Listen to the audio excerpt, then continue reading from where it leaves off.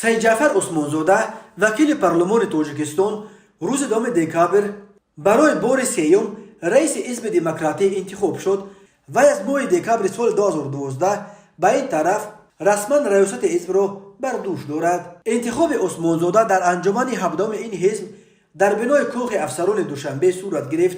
در برابر او چند وکیل نامزده یولدورزاده جبار رئیس دفتر حزب در ولایت سوغد را پیشنهاد کرده بودند. از 74 وکیل 70 نفر به طرفداری عثمانزاده آواز دادند. به یگانه رقیب او جبار یولدورزاده همگی 4 نفر رای دادند. به این ترتیب سید جعفر عثمانزاده که 10 سال اخیر رئیسی حزب را بر دوش داشت بدون رقیبان زیاد و بحث‌های جدی برای 5 سال دیگر رهبر انتخاب شد.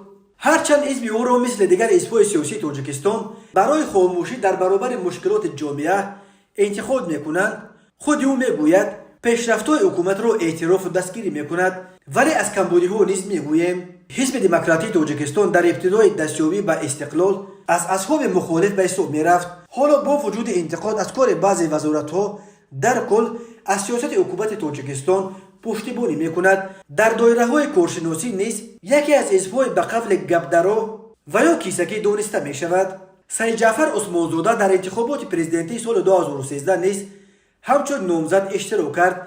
به اطلاع کمیسیون مرکز انتخابات آواز کمتر به دست آورده بود.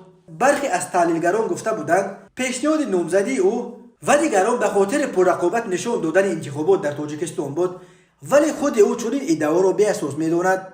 وی بار اول ماه ینور سال 2007 رهبر حزب دموکرات شد، اما آن وقت وزارت عدلیه تاجیکستان اعترافش نکرد.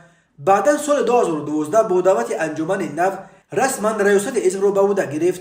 در گذشته رهبری این حزب را که تاریخ بیش از 30 ساله دارد افراد شناخته بر دوش داشتند. طبق اطلاع رسمی حالا حزب دموکرات بیشتر از 80,000 اعضا دارد.